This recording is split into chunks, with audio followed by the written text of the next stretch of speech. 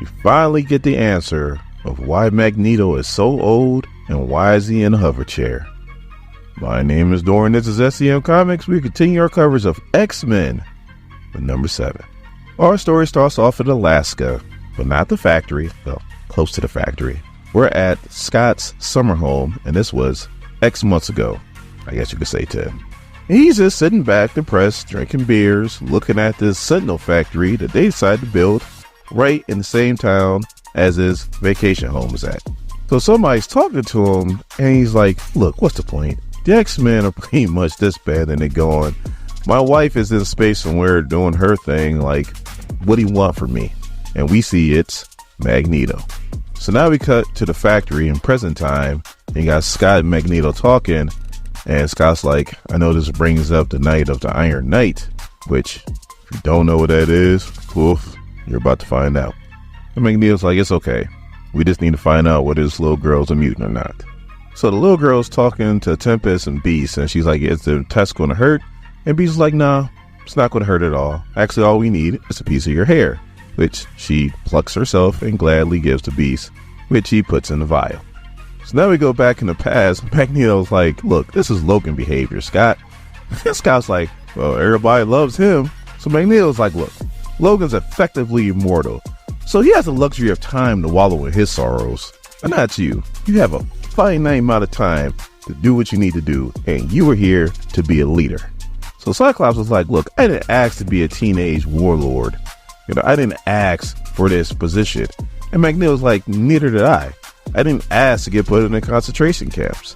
I didn't ask to be a mutant. The world doesn't wait for us to ask before it inflicts its horrors upon us. What's it going to be, Cyclops? Are we going to survive, or are we going to die? So they stare at each other, and Cyclops like, okay, you win. You want a beer? And Magneto's like, I suppose so.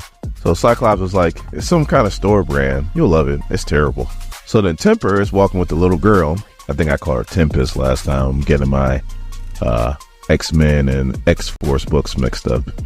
Anyway, so she's walking with the little girl. They go to get something to eat from Glob, who is a vegetarian. So, like Cyclops said, since he's a vegetarian, everybody's a vegetarian. And they're eating quiche. When Quanin is also in the cafeteria getting some coffee, and she kind of calls out Tempest, like, look, you went to go get the little girl. You didn't really consult with nobody. You just told Magic. You got her into your scheme and you kidnapped her.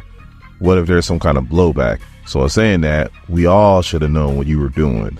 You need to start acting like you're on the team, because this is a team. So then we go back in the past, and Magneto and Cyclops are drinking and talking. And Cyclops is like, with all the things that went wrong, and then I come to my vacation home, and this factory staring me in the face. It's like it's slapping me in the face. So Magneto, because only Magneto come up with this, it's like, you shouldn't look at it like that. You should look at it as like a skull of your enemy that you put on a stake, and it's a warning for everybody else. And then Cyclops was like, yeah, but the Avengers is the one who trashed the facility, not us. So Magneto's like, semantics. Now pass me another one of those terrible beers. So the Scout's like, I knew you was going to like it. When all of a sudden, they're interrupted by a crash. And then we see that it's a wild Sentinel. So then we cut back to the present day, where Temper is explaining to the little girl how a wild Sentinel even comes to be. She's like, you see, it's an autonomous weapon system. A wild Sentinel's core can build itself a chassis from the surrounding materials.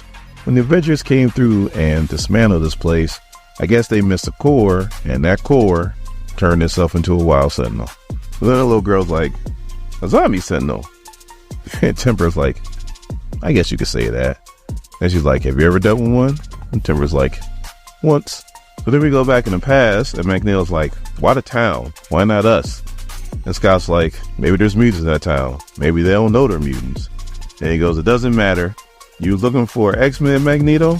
Well, you found one, as he puts on his visor. So Magneto's like, let's fly, as he carries Scott on a car. So Magneto's like, plan, Scott. And Scott's like, wild Sentinels are more adaptable than baseline Sentinels. Pretty much, I'll have 3 shots before it adapts to my mutant ability. So that they land, the townsfolk is like, what is that? Why is there a Sentinel here? And Scott's like, get somewhere safe. We got this. And they're like, who are you? We're the X-Men. So Magneto's like, 3 shots, huh? So how many shots do you need? And Scott's like, if you give me a clean shot at the AI core, just one. So Magneto turns that car into a spear, and he's like, you should have it. And he sends that spear right through that Sentinel. So Magneto's pretty much saying a speech as he's forcing the Sentinel's arms to open. He's struggling a little bit, but finally he gets him to spread wide open. Scott's like there, and Scott shoots right through the Sentinel's neck. So the Sentinel shut down. Magneto comes down, it's like one shot. Scott's like, I told you. Magneto's like, you did. But all of a sudden, Magneto starts to tremble. Scott's like, what's wrong? Stop it. As Magneto's powers is out of control. Then we cut back to present day. Magneto and Scott are walking, and Magneto's like, if you didn't knock me out with that optic blast. And Scott's like, but no one got hurt.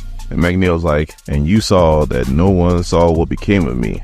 My dignity remains intact at least. So I guess what Beast came up with that Magneto has is resurrection-linked degenerative sickness. Pretty much a flaw in the resurrection program.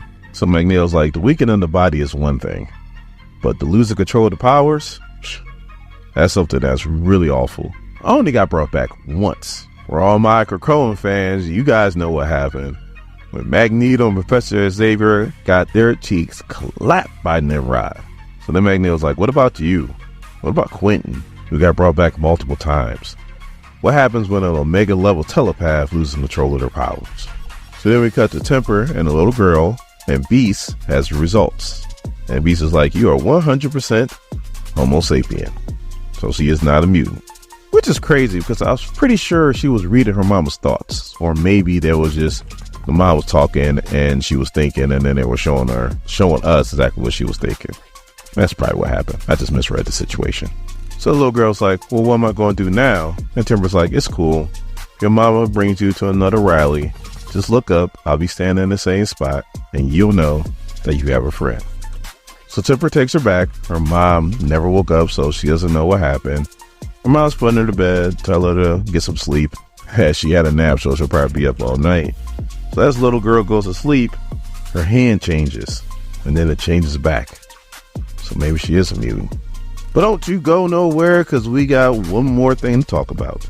The next morning, you got Beast, and he's walking, and he's arguing with Quentin over the phone, because I guess Quentin wants to take his Quinjet and use it for parts for their X-Jet, and he's like, no, you're not doing that.